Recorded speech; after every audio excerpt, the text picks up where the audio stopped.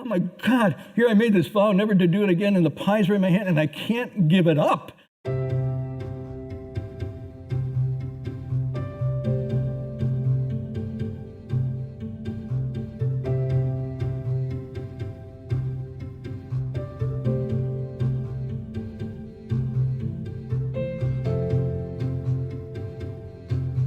So this story you've heard before, but I want to tell it again about Hongju. As you know, Hongju will admit this, he had a sweet tooth, a huge sweet tooth. And so part of his cultivation was to regulate the impulses of the body that always want to just, impulsively do whatever. And so he took this as I'm gonna control this sweet tooth. And so it was a chant session, and the chant session was going on many days. Now at that time, just around the corner from Gold Mountain Monastery was this lovely little bakery. And every day that bakery put out these incredible sweet donuts and pastries and whatnot. And once you went by that bakery, even though you went into the meditation hall, the bakery followed you. It was there in your mind. And at lunch, at those days, and Hung Tri will attest to it, the lunch was not very scrumptious. And so for Hongju, this was really bitter practice. So he went 4 days, 5 days into the retreat. By about the 6th day of the session, into the 7th day, he couldn't take it anymore. And so he sort of indicated walking around this confined space was too small for a Navy guy. He needed to go outside and walk. So he walked outside. Now in those days, even the lay people wore robes during the retreat. And I mentioned before that the robes then, before we cut off these long sleeves, were Batman robes. I don't know how to describe them. They hung way down, right? And they were hollow inside. And so you could go and walk. So he walked and looked left and right, around the corner to the bakery. And he went in and he said, I want 3 of those little berry pies, because berry pie was the weakest thing. So he got 3 berry pies, and he's going back and he's eating one quickly, and he gets around the corner, he's getting closer, he's trying to pace himself, because soon someone's going to go. And so in goes a second berry pie, and then, oh my God, and he's like, because the inside of his robe turns it on and wipes it and then puts it back in so it wouldn't show. Now he's got the last pie, but it's not finished. And he's going, oh my God, I should throw it away. I can't throw it away. And he's like, oh my God, here I made this vow never to do it again, and the pie's right in my hand, and I can't give it up. And nobody's talking to him or whatnot. And what am I going to do? And he's right at the door, and he drops it into his robe.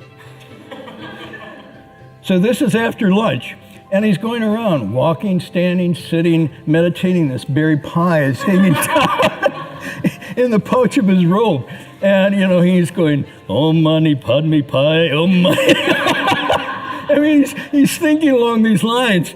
And he's like, what am I going to do? I can't eat it now. He thought of every break he'd go in the kitchen maybe, and then somebody else would walk in, or the master would walk in, and they'd go back in the pouch and back and get.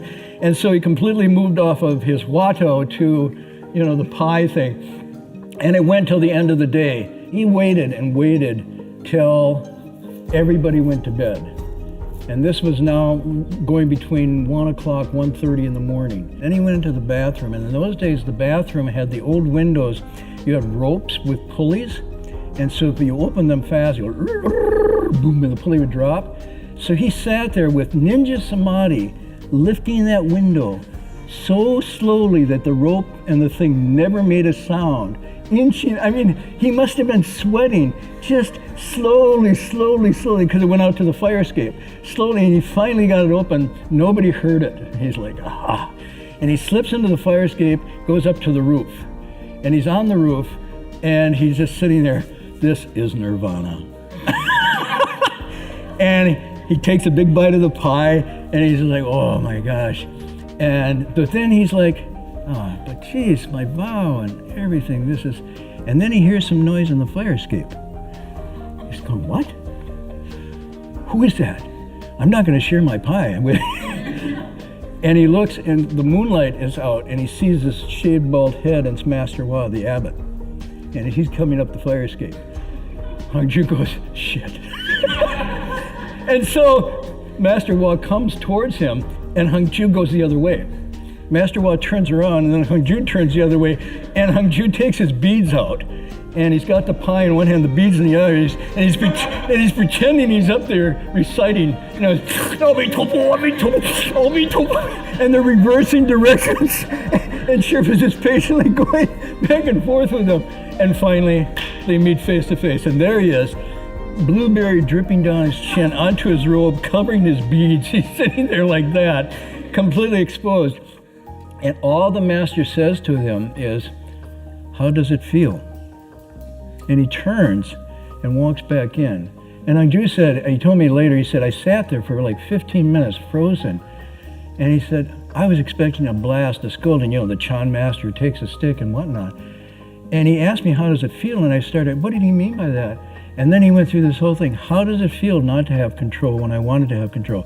How does it feel to be deceiving and cheating? How does it feel to take this vow and not keep it? And from that time on, he just came back in, finished the session, but changed his whole approach.